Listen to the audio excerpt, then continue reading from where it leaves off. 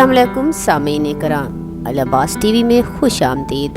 سامعین کرام، آج ہم آپ کو حضرت موسیٰ کلیم اللہ کی زندگی کی تفصیلات سے آگاہ کریں گے، لیکن اس بارے میں مزید بتانے سے پہلے آپ ہمارے چینل العباس ٹی وی کو سبسکرائب کر دیں اور بیل آئیکن کو پریس کر دیں تاکہ اس طرح کی مزید اسلامک ویڈیوز دیکھنے کو ملتی رہیں۔ سامعین کرام، پہلے ہم آپ کو حضرت موسیٰ علیہ السلام کے اسم گرامی اور نسب سے آگاہ کریں گے۔ ان کا نام موسیٰ بن عمران بن کاہس بن آزر بن لاوی بن یعقوب بن اسحاق بن ابراہیم علیہ السلام تھا۔ اللہ تعالیٰ سورۃ مریم کی آیت 51 تا 53 میں فرماتے ہیں، اور کتاب میں موسیٰ کا ذکر بھی کرو، بے شک وہ ہمارے برگزیدہ اور پیغمبر مرسل تھے، اور ہم نے ان کو داہنی جانب سے پکارا اور باتیں کرنے کے لیے نزدیک بلایا، اور اپنی مہربانی سے ان کو ان کا بھائی ہارون پیغمبر عطا کیا۔ اللہ تعالیٰ نے مختلف مقامات پر اپنے کلام پاک میں حضرت موسیٰ علیہ السلام کا ذکر فرمایا ہے، جیسا کہ اللہ تعالیٰ سورۃ القصص کی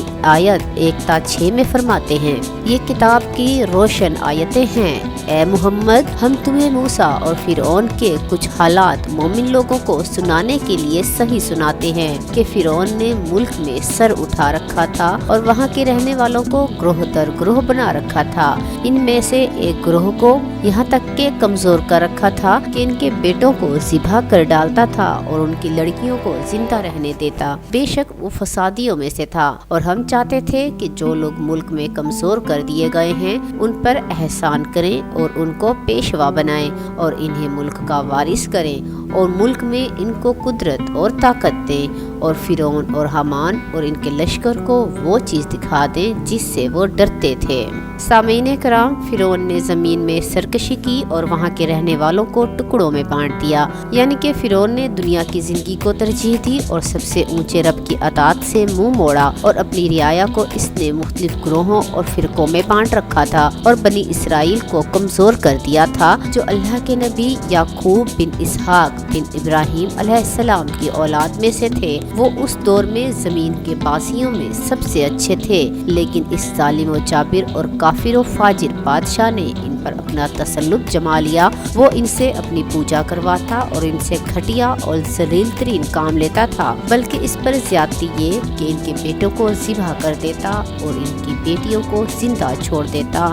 وہ اتنی بری اور اخلاق سے گری ہوئی حرکات اس لیے کرتا تھا کہ بنی اسرائیل حضرت ابراہیم علیہ السلام سے یہ بات نقل کرتے تھے کہ ان کی اولاد سے ایک لڑکا پیدا ہوگا جو بادشاہ یعنی فرعون کی تباہی کا باعث بنے گا۔ یہ اس وقت کی بات ہے جب حضرت ابراہیم علیہ السلام کی بیوی سارہ کے ساتھ اس وقت کے مصر کے بادشاہ نے زیادتی کرنے کا ارادہ کیا تھا، اور اللہ تعالیٰ نے اپنے فضل و احسان سے اس کو بادشاہ کی دست درازی سے محفوظ رکھا تھا، اور یہ خوشخبری بنی اسرائیل میں مشہور و معروف تھی، اور بنی اسرائیل آپس میں یہ بات بیان کرتے رہتے تھے۔ پھر جب یہ خبر بادشاہ مصر یعنی فرعون کے پاس اس کے بعض وزراء اور درباریوں کے ذریعے پہنچی، یہ لوگ رات کو فرعون کے پاس بیٹھ کر قصہ گوئی کرتے تھے، تو اس لڑکے کے ڈر سے اس نے بھی اسرائیل کے لڑکے قتل کرنے شروع کر دیے، قتل کرنے کا حکم جاری کر دیا۔ لیکن اللہ کی تقدیر کے مقابلے میں کوئی بچاؤ اور احتیاط کوئی فائدہ نہیں دیتی۔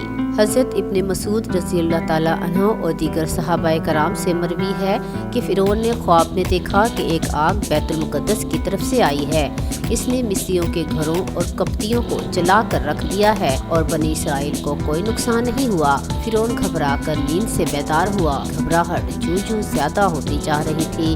اس نے کاہنوں، جادوگروں اور دیگر ماہرین کو بلایا اور اس خواب سے متعلق ان سے پوچھا، تو انہوں نے اس کو بتایا کہ یہ ایک لڑکا ہے جو بنی اسرائیل میں پیدا ہوگا اور اہل مصر کی تباہی اور بربادی کا باعث بنے گا۔ بس اسی وقت سے اس نے بنی اسرائیل کے بچے قتل کرنے اور بچیوں کو زندہ چھوڑنے کا حکم دیا۔ کپتیوں نے فرعون کے سامنے شکوہ کیا کہ لڑکیوں کو قتل کرنے کی وجہ سے بنی اسرائیل کی تعداد کم ہو جائے گی اور بڑے لوگ بھی آہستہ آہستہ ختم ہو جائیں گے اور وہ سارے کام ہمیں خود کرنا پڑیں گے جو ہم بنی اسرائیل سے کرواتے ہیں۔ اب فرعون نے ان حالات کے پیش نظر 1 سال بچوں کو مارنے اور 1 سال چھوڑنے کا حکم جاری کیا۔ تو مفسرین کہتے ہیں کہ حضرت ہارون علیہ السلام اس سال پیدا ہوئے جس سال میں بچوں کو چھوڑنے کا حکم تھا، اور موسیٰ علیہ السلام بچوں کو قتل والے سال میں پیدا ہوئے۔ آپ کی والدہ محترمہ بڑی پریشان ہوئی، وہ حمل کی ابتدا سے ہی اسے چھپاتی رہی اور اللہ کی قدرت سے حمل کی ظاہری علامات بھی ظاہر نہیں ہوئی۔ جب اس نے بچے کو جنم دیا تو اللہ تعالیٰ کی طرف سے اسے الہام ہوا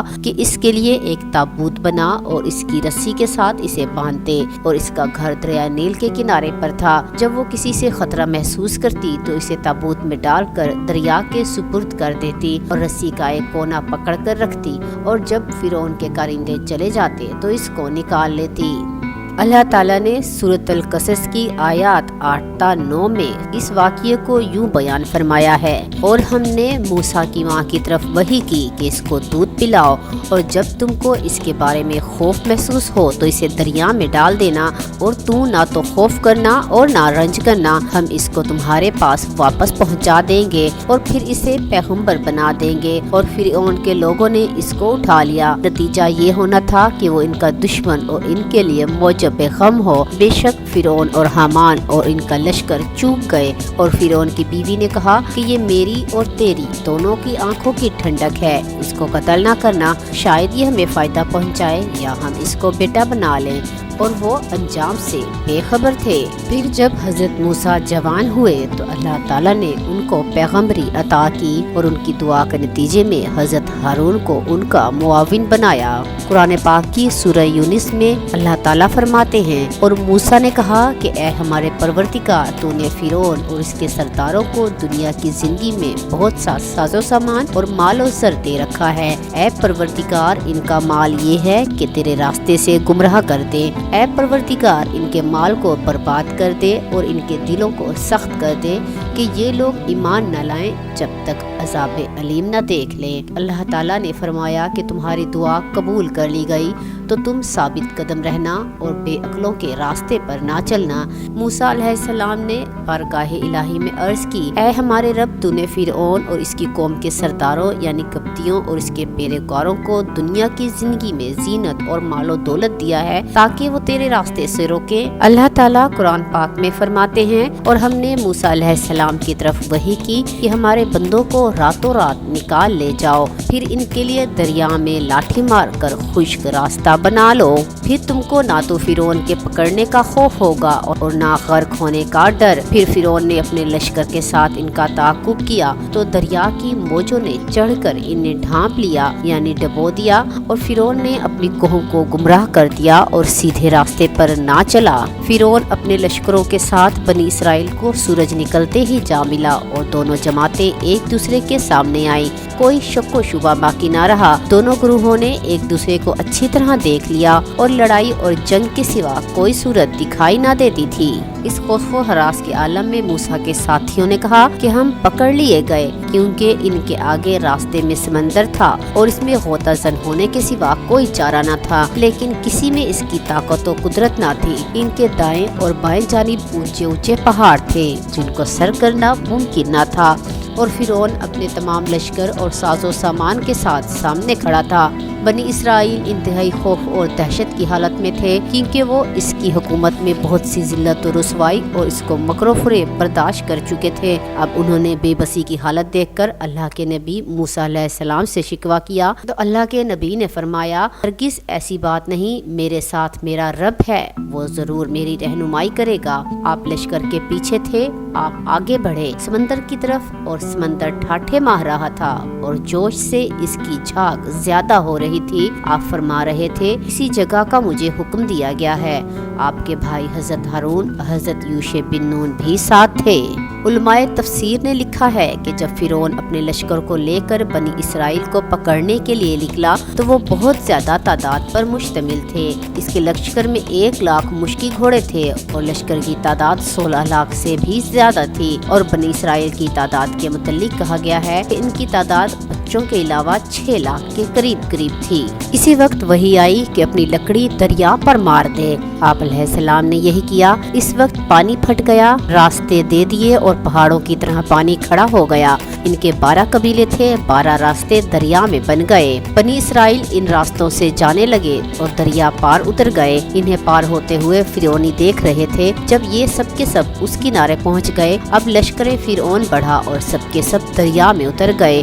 जब ये सब अंदर पहुंच गए और इनका सबसे आगे का हिस्सा दूसरे किनारे के करीब पहुंच चुका, इसी वक्त जनाबे बारी और कादिर क़य्यूम का दरिया को हुक्म हुआ कि अब मिल जा और इनको डुबो दे। पानी के पत्थर बने हुए पहाड़ फौरन पानी हो गए और इसी वक्त ये सब होते खाने लगे और डूब गए और इनमें से एक भी बाकी ना बचा। पानी की मौजों ने इन्हें ऊपर तले करके इनके जोड़ अलग कर दिए। फिरौन जब मौजों में फंस गया और सकराते मौत का इसे मजा आने लगा तो कहने लगा कि मैं ला शरीक रब्बे वाहिद पर ईमान लाता हूँ, जिस पर बनु इसराइल ईमान लाए। फिरौन को जवाब मिला। इस वक्त ये कहता है, हालांकि अब तक शर और फसाद पर तुला रहा, पूरी उम्र अल्लाह की नाफरमानियां करता रहा, मुल्क में फसाद मचाता रहा, खुद गुमराह होकर औरों को भी राह हक से रोकता रहा, लोगों को जहन्नम की तरफ बुलाने का इमाम था, क़यामत के दिन बेयारो मददगार रहेगा।